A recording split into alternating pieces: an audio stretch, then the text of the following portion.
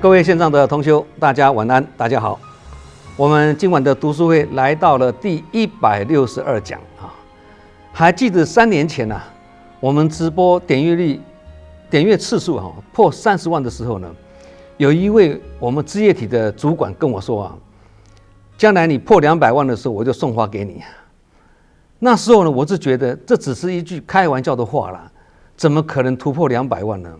那这个是离我们很远的目标啊，好像很不容易啊，很不简单啊。结果呢，我们一步一脚印啊，脚踏实地的往前迈进啊。现在点阅次数啊，突破了200万了。那看起来好像很难，但只要化为行动啊，做就对了。那这样困难也只是踏出第一步之前的感觉而已啊。这句是近似语啦，所以也不会很难呐，因为有心就不难啊，所以是知难行易呀。看起来很难，其实也不会难啊。不过呢，我们是拿这个大数据啊来分析来归纳来检讨啊。那至于这个数字跟数量呢，参考就好啦，不必太在意啊。太在意数字跟数量的话呢，就是一种着相啊。不在意呢，才会无量啊。就好像证言上人要弟子们慕心慕爱啊，也就是向外劝募会员呐。那这个也不能太在意啊。你尽心尽力就好。那需要募多少户呢？或我已经募了多少户呢？不要有这样的压力而是要什么？户无量福无量数量再怎么大呢，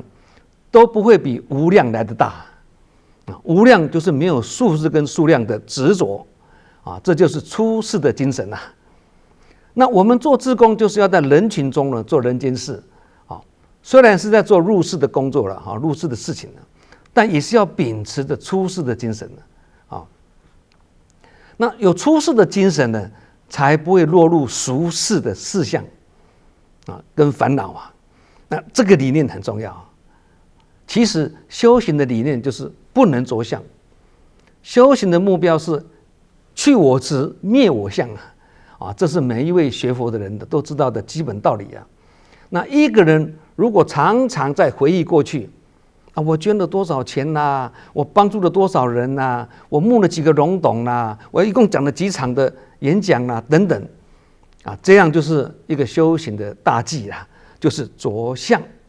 造成了着相布施，执着我相，执着事相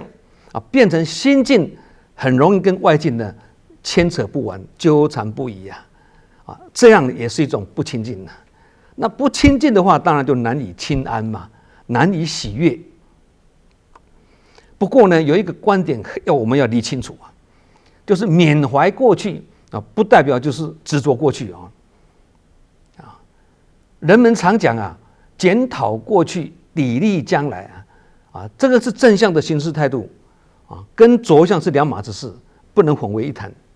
也就是做过的事情，不是不能讲或不能提的。一些名人伟人或者退位的总统也好他们出版自己的回忆录就是要缅怀过去嘛，成为自己的典藏跟经藏嘛。那过去的事情如果都不去提，不去据实记录那些真人真事的真善美事迹跟历史，那如何能结集成为现代的大藏经呢？又如何能做到为人类写历史，为时代做见证？怎么样做得到呢？所以正言上人更是提醒弟子们莫忘那一人，莫忘那一年，莫忘那一念意思就是说，该记的往事呢，还是要牢牢的记住心头还要甚至加深对他的记忆但是不该记的呢，就要立即放诸水流所以不是不能讲，不能提，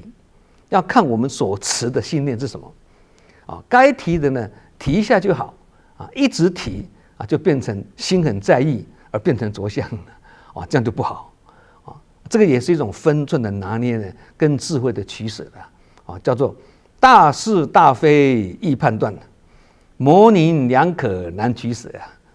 凡事呢过犹不及都不好啦啊，这个我们也是要随时提醒自己、警惕自己。好，我们要导入今晚的主题啦。今晚的读书会主题是不真不实是迷信啊，人云亦云是无知啊。这句话是证严上人的经典开示，字句很简单，一看一听就懂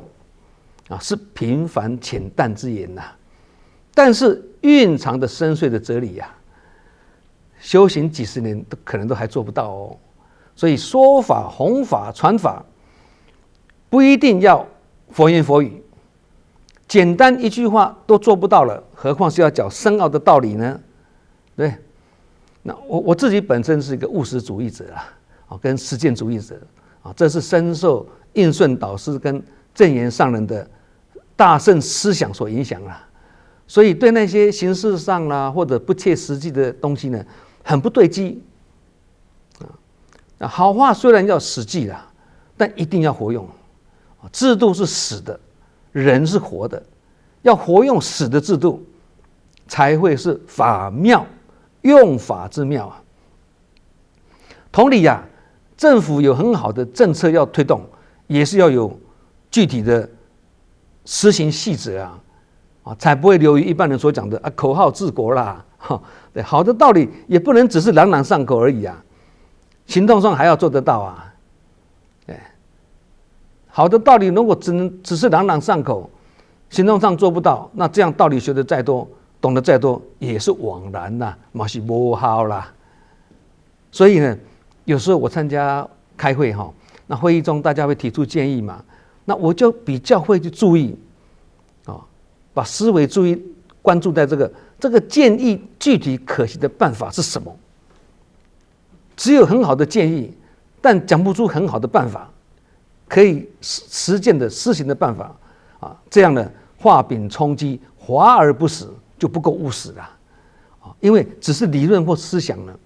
甚至是妄想而已呢，也是无法，也是要付诸实际行动。那学佛的道理也是一样不是学习就好，而是要学以致用不能学以致用就是白学了嘛，学的再多也只是个书呆子，也就是书匠这样的道理呢，我们在读书会里面呢，可以说几乎是老生常谈我们也曾经提过诵经万遍不如助人一次，或者讲的千万遍不如实际做一次这个就是务实的道理了，也是一种正信跟正念要破迷信，就要加强了正信跟正念才会觉而不迷正而不邪啦。因为觉来烦恼除，邪来烦恼生那心迷就会苦心悟就自在2012年8月，我在随师时呢，那时候呢，正在新建中的马来西亚吉隆坡净思堂即将要上梁那我代替他们向证严上人的请示是否需要请台湾本会安排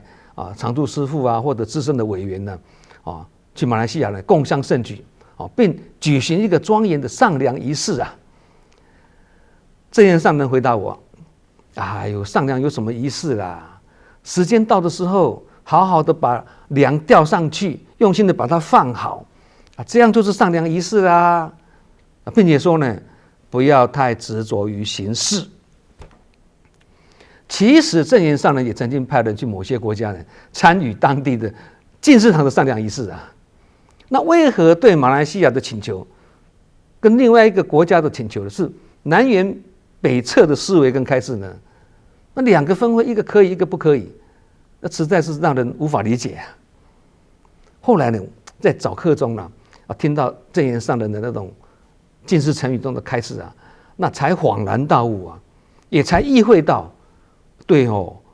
台湾所有的净思堂完工也没有启用仪式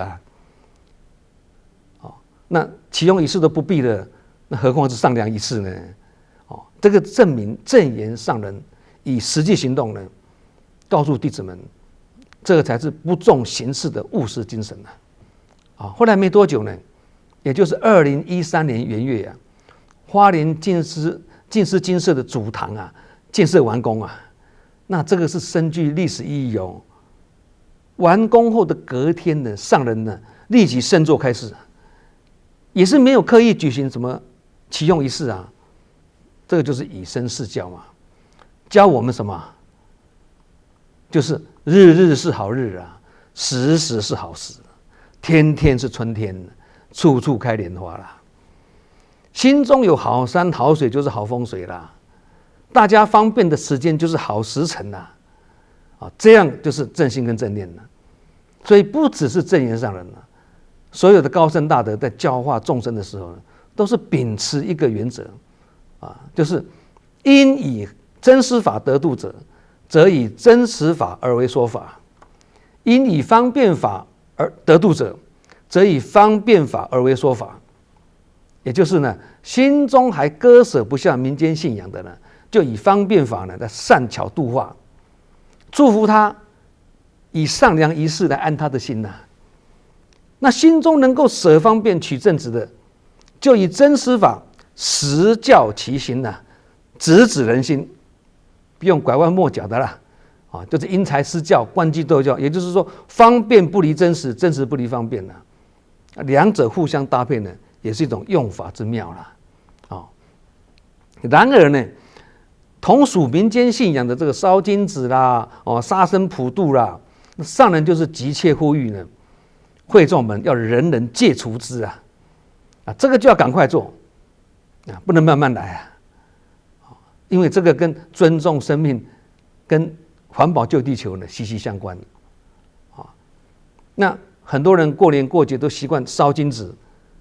来祈求保平安发大财。那正言上人就对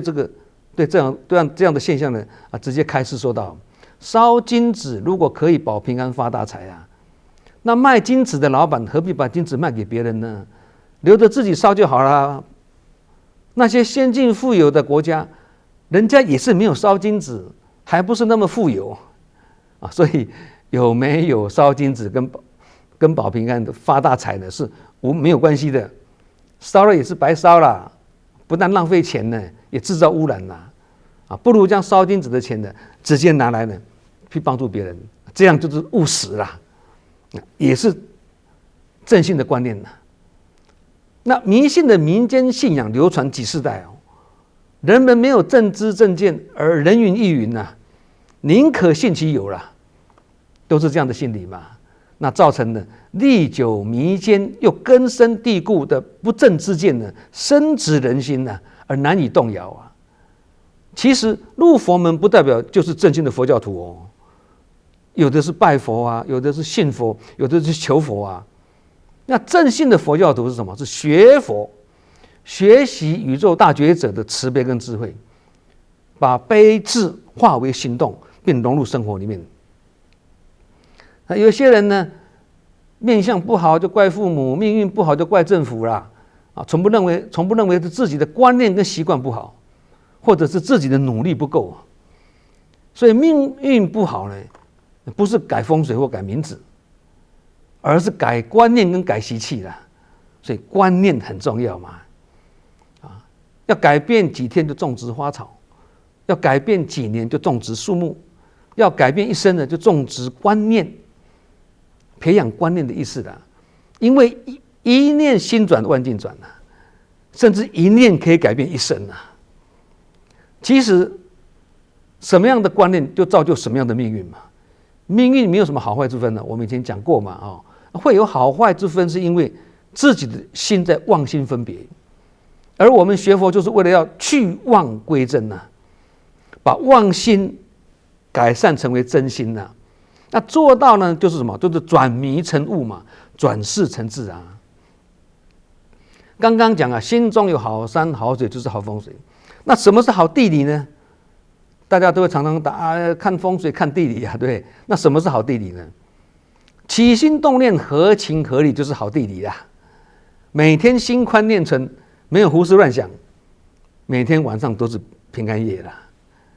每天无名一堆，庸人自扰每天都是愚人节每天心宽念纯，心清志明，每天都是清明节。所以清明节不是一年一天，如果一年只有一天是清明，那其他364天都是无明，那这样日子会非常暗淡，没有光明。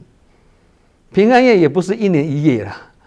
如果一年只有一夜是平安，其他364天都不平安，都不安，那这样日子怎么会过得清安？是吗？那要365天，天天清明节，365天，天天平安夜，这样才是就近啊，才是一个理想的愿景啊，追求的目标啦。要说起来简单呐，做起来不容易啊。但是观念正确的还要做得到，观念不正确，那就更不可能做到嘛。因为转念是几秒钟啊，这个很容易啊。但要修炼是几年功啊，这个就不简单了。就因为不简单，才要来学习嘛。不简单的事情，我们把它做到了，那这样就是难能可贵。那请问大家一下，讲到清明节，清明节跟情人节有什么相同点跟不同点？我们先来讲相同点啦。相同点就是都要送花跟送吃的啦。扫墓的时候要祭拜啊，要供上鲜花、素果跟食物啊，不是吗？那情人节那天要送花给心爱的人呐，并一起共度烛光晚宴呐。所以相同点都是要送花跟送吃的。那不同点是什么？清明节那天是说人话给鬼听的，那情人节那天是说鬼话给人听的，很有道理哦。什么鬼话？这些鬼话我们曾经都说过了。山盟海誓，海枯石烂，永不分离。谁先娶，谁先嫁，谁就不得好死。这些凡夫的誓言对佛陀来讲根本就是戏言呐。因为不止人生无常，人心更是无常啊！念头常常是生住意灭，变来变去，不是吗？凡夫更是反反复复，朝三暮四，不是吗？其实心明则见明呐，心暗则见暗呐。心中如果充满了迷信，而心不清志不明去寺庙里面点光明灯，再怎么点也没有用。求光明是往内求自己的自信光明，因为那就是人人本身具有的佛性跟智慧，本来就有了在内心深处。那很多人过年过节啦，或者初一15啦，要去寺庙里面呢捐一点钱呢，去点光明灯也叫做平安灯民间的信仰认为呢，这个光明灯点燃之后呢，会让你的家人消灾延寿啦、趋吉避凶啦、前途光明啦、平安顺利啦，并且强调了点燃光明灯之后呢，可以光明一整年啦，就可以让求学的孩子呢学业进步啦，不爱念书的孩子变成爱念书啦，或在职场上班的人呢工作顺利啦，经营事业的人呢事业发达、宏图大展啦，财源广进啦。那这个是一般民间信仰的祈祷方式但是正信佛法所说的光明强调的不是外在的烛光或灯光而是内在的心光心光又称为智慧光，简称慧光这是在譬喻佛法智慧像光明一样的明亮，能照破众生幽暗跟烦恼所以光明灯不是往外点也不是去寺庙里面点往自己内心深处去点，不是靠别人帮我们点是自己分分秒秒都可以自己点，这样才是正念。那杂念跟恶念的升起的，就像平原走马，易放难收把野马放出去草原上很容易嘛，但是要把它驯服带回来非常的难念头也是一样要升起来很容易但要收拾它很难对，明明知道这个念头是跟知见是不对的却改不过来，因为迷信跟无知或者习气呢，都是由来已久已经根深蒂固，再加上呢我执深重，造成什么积习难改了，心有余力不足。就好像善恶在拔河了常常是恶念显盛啊，结果是主人听命于仆人，那心境被外境掌控的啦啊，那这个阴阳颠倒，日子就过得很辛苦啦啊。所以下个月7月，台湾慈济人呢开始要透过经藏演义喽，来提醒大家哦，下个月是很大的月哦，大家都在忙着要排练经藏演义经藏，透过这个经藏演义来提醒大家，如何才能正知正见跟正信正念，也要透过演义来提醒大家，心迷就会苦，心悟就自在。那为什么会心迷呢？因为太相信那些不真不实的迷信，也很会人云亦云呢，盲从附和啊，没有自己的主见跟定见啊。所以呢，如果没有正念跟正信，就很容易跟邪知邪见的相呼应啊，就很容易六神无主而道听途说，以讹传讹啊，这样就很容易把别人以假乱真的事情呢，我们把它信以为真啊，因为这就是彼此频率相通之故啊。迷信或不正知见的这个信仰呢，以怪力乱神、谈玄说妙、穿凿附会的邪知邪见来蛊惑人心呐。心无正念或者智慧不足的人呢，很容易就认贼为父而误入歧途啊。我们生活周遭就有这样的人呐，学佛的人也是不例外哦。举个例子来讲啊，大家都清楚了，现在的网络媒体消息很多是无中生有的，有的是很离谱，一看就知道这个是假的；有的是以假乱真，你真的会相信他其实他不是真实的颠倒是非，扰乱社会，荼毒人心啊，唯恐天下不乱啊。我们如果没有能力去随时提起正念呢，要净化人心不成啊，反而被误导啦。这就是说，本欲度众生，反被众生度，就好像生病还吃错药，这个就很要命了。那再举个例子来解释，凡夫的知见是多么的难改就像正言上人讲的啦，生日有什么快乐？我们的生日就是妈妈的母难日啊，有什么好庆祝的呢？所以正言上人也是不要弟子们帮他做生日啊。要庆祝的话，那不如庆祝慈济周年庆，因为同一天每年5月的第2个礼拜天，3节合一嘛，透过浴佛啦来感谢佛恩、亲恩、众生恩，这样不是很有意义吗？那祝人家生日快乐，1年才1天快乐，其他364天都不必快乐吗？所以祝福人家生日快乐，这个是世俗人的做法，愿景不够大了，也不够就近了。那既然学佛了就要超越世俗，也不必媚俗。德高望重的师父都没在做生日，做弟子的要做什么生日呢？是吗？不过我们也不能自己不做生日，也叫别人不要做生日所以呢，如果有人做生日的话，我不会祝他生日快乐，而是改口说祝你有生之年每日快乐，这样365天才是真正的快乐了。不过大家千万不要误会我们不是说做生日不好而是希望能够做得更好要媚俗很容易的，要脱俗很难的我们如果能做到以法为师，也能尽思如佛相信以上所讲的这些正信的观念呢，就能千年暗示，一灯能明同样的道理，心灵暗示，一念能明念头一转就弃暗为明的啦问题是平常不训练转，问题来是要怎么转呢？过去的时代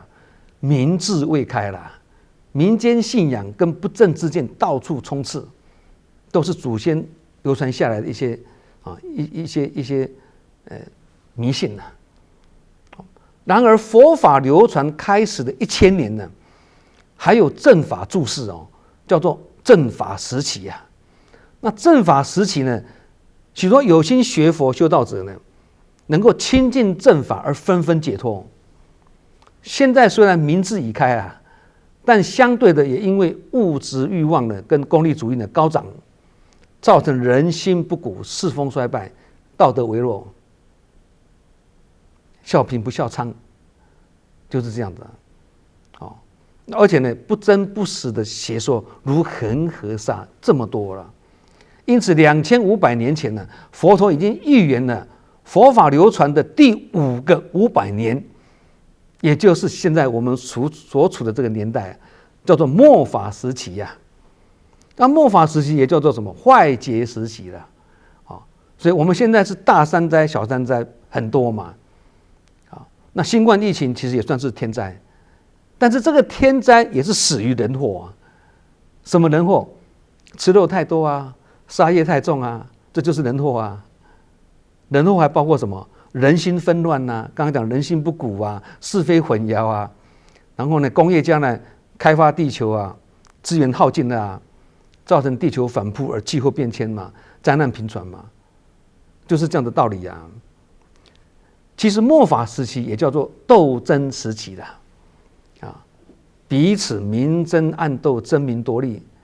加上夜叉邪魔、哗众取宠的邪知邪见呢，蛊惑人心。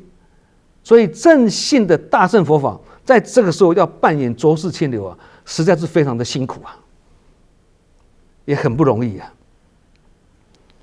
曾经有志工问上人啊，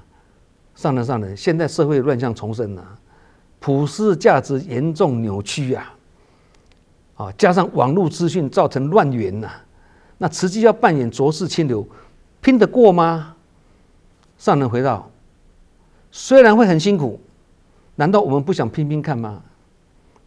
的确是如此啊。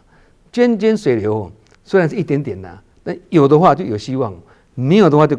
看不到希望了。那我们每一个人都要从自己本身去做起嘛。尽本分，自然就会有本事。那每个人都尽心尽力的话，就会看到希望嘛。那我们轻易放弃，就永远没有希望了。我们要有信心呢。这个可以从几年前的中元普渡呢，民众大烧金纸啊，跟宰杀牲畜来祭拜呢，而现在的风气已经逐渐在改善了嘛，得到证明要有信心，因为呢，我们坚持才看到希望啊。不是看到希望才来坚持啊。那有一次呢，我陪马来西亚的干部请示上人啊，这个因为吉隆坡的马大医院要跟慈济合作推动大体捐赠跟模拟手术了。那上人就开始说到啊，国外跟台湾是不同的国情哦，不同的宗教哦，跟不同的观念哦。马来西亚跟台湾差不多，虽然佛教徒很多，但正信的不多，要打破民间信仰的迷信不容易，尤其是一些法门的信徒啊，常常认为啊，人往生后几个小时内呢不能移动大体，这样的观念都会造成模拟手术在人死后必须立即处理大体的那个做法呢，造成困扰阻碍啊，不能马上用啊，不能马上动啊，要等它几小时啊。但是大体捐赠跟模拟手术的那个大体你不能等啊，往生之后马上要处理啊。所以上人继续讲，我在台湾推动都不容易的，何况是师父不在你们那里呀。那上人继续说啊，到现在还有2件事情呢，我还是会很担心的啊。一个是大体捐赠，一个是骨髓捐赠啊。一个是劝人捐大体，一个是劝人捐骨髓，都是非常不容易的。打破观念不容易的，华人都要玩尸好像说那个骨髓好像也非常重要，不能随便拿出去的啊，不能捐出去的啊。所以上人讲，活人都帮不完了，何必把钱花在这个上面呢？以上这段开示是针对不同国情的马来西亚及当地事业推动的先后缓急的精辟见解跟思维啦，充满了远见跟睿智，我们可以从中学习。那正言上人也曾经开示啊，入佛门不是来求佛、求消灾、求延寿、求功德、求健康、求智慧、求子等等。假如你过去没有存粮的话啦，没有造福的话啦，再怎么求也是求不得。其实不止好人求啦，坏人也在求嘛。好人求佛是在佛桌上或神桌上的放2粒苹果，要那尊佛或那尊神呢保佑他全家平安，事业赚大钱，子孙考试第1名。那请问诸位同修，如果你是那尊神或那尊佛，那2粒苹果你敢吃吗？才吃你2粒苹果就要包山包海，更何况拜完之后，苹果也是拜的人自己吃掉啊，哪有这种如意算盘呢？那坏人求佛要做什么？求什么啊？求这尊佛啊，这尊神啊，保佑他们啊，明天一伙人要去抢银行，希望明天在抢的时候呢，顺顺利利，一切无碍。如果这种事都有求必应，那就是跟前面讲的啊，因果错乱的，天下大乱了。有一次，一位海外返台的志工啊，在金色要告假离开之前呢，突然间呢，跪向前哦，挺身向着上人并且跟上人说：“请上人替我加持。”跪下去，然后头上请上人帮我加持。现场大家被他这个突如其来的举动呢，感到一阵错愕，因为没有人这样子做啊。这个时候证严上就不动声色的说：“在慈济不讲加持，讲祝福，并且说在菩萨道中所付出的就是对自己最好的加持，你自己就可以替自己加持，不必靠师父。”这句开示跟几个月前呢，证严上人的一段开示有异曲同工之妙。那时候上人就这样子说：“不要一直想靠别人的嘴巴来祝福我们，自己如果没有做，别人再多的祝福你也是得不到。”后面再补一句：“别人对我们的祝福，那只是一种礼貌性的语言而已啊！”哇，真的是一针见血啊！这样的开示是非常的正信不是一直要靠别人祝福，自己祝福自己是分分秒秒了，别人祝福我们是无息无尊久久一次啦。所以自己祝福自己比较就近那念头呢，每个人都会有啦。那要做到一念不生也是很难没有一个念头起来，那个是很难的。其实真正的一念不生，也不是说压制念头或一个念头都没有，不是这样子而是念起不随，生而无助也就是说，念头生起来了啦，但不会执着在这个念头上面，有这个念头，但是不会执着在这个念头上面。就好像说，有这个职位头衔的名相，但不会执着在这个假名相上面道理是一样的啦。不能没有相，还是要有相，但是不着相，叫做离相。离相不是不要相，是不着相，还是要有相。那世间法还是要有相所以有一个观念很重要啦，就是心的清净，并非心中没有杂念，而是刚刚讲的念起不随，生而无助所以不是强调说无念或者不要起心动念，不是这样子我们讲万法唯心嘛，如果不生心，不起心动念，那要怎么去妙用呢？没有你怎么去妙用呢？所以还是要起心动念的。起心动念不一定是不好啦只是要注意一点，既然以生心，就要升起一念无所住之心。有这个心，但是是无所住之心对境无心或处事无心，也是升起一念心，然而却是升起一念无所住之心，不执着在他的意思这个是佛法的精深绝妙之处大家可以深入去体会。所以正信也好，迷信也好，善念也好，恶念也好，不怕念起，只怕觉迟这句话学佛的人大家都知道了不必担心念头纷飞，此起彼落，不要担心这个。要担心的是，当这些念头起来的时候，我们可不可以立即呢起正觉？只要能够立即起正觉的话，自然就能够觉而不迷，正而不邪静而不染简单讲就是太阳出来了，黑暗自动消失。对，那阳光都出来了，这个时候对不正之见自然就能够洞察虚实，了了分明，看得非常清楚，也不会轻易被那些邪知邪见所影响，因为心清自明了，很清楚嘛。所以要破无知，就要加强正知正见。无知不是没有知识哦，而是知见不正，叫做无知的。所以很容易造成因道听途说啊，人云亦云呐，盲从附和，而让自己呢误判形势。佛家称这个叫做无明。所以我们讲不真不实是迷信，意思就是说要真实不欺，也真人真事，合情合理，才是所谓的真理呀。那迷信会让人心迷万境转，也会迷来烦恼生，心迷就会被外境所转而无所适从。那人云亦云是无知呢？这个无知会因为知见不正啊，刚刚讲知见不正啊，让人呢彷徨不定啊，心生恐惧啊。无知吗？无知就会恐惧啊，恐惧就会害怕啊。所以各位看这个“怕”这个字啊，怕，右边一个白嘛，对不对？那左边一个心嘛，长心旁嘛，意思是指说心中一片空白啦，对状况呢一无所知啊，才会心生畏惧嘛。如果我们对状况是了如指掌，甚至呢有先见之明啊，那也有所准备，那这个时候就老行在哉嘛，对，就不会害怕，不会恐惧啦。所以近似语说迷信不如不信，这个迷信还有一个迷啊，那不信是没有嘛。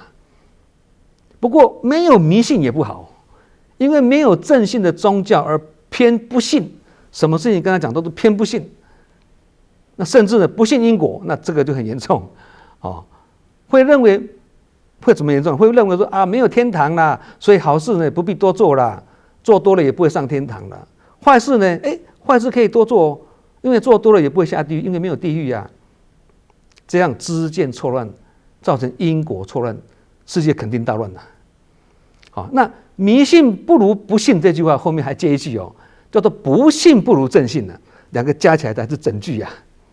问题是迷信到什么程度才是迷信呢？那正到什么程度才是正信呢？标准在哪里啊？迷信的人不会认为自己是迷信的，这个就跟固执的人不会认为自己是很固执是一样的道理。对，正信的人好像也很不容易去改变迷信的人现在我们正信的人要去改变还在迷信的人也是不容易耶。那有时候虽然说自己是正信的但如果信根不足啦，也会不小心呢，一不小心呢，自己入迷而不自知也有可能你说你是正信吗？信根还不是很足，稍微一偏听就入迷而不自知啊。耳朵闻正法，知道不能迷信，但行动上就是做不到。正法虽入心，但用法不入行，用不出来这个就是什么？听经闻法有余啦，但行经用法不足啦。听得懂，但是做不到。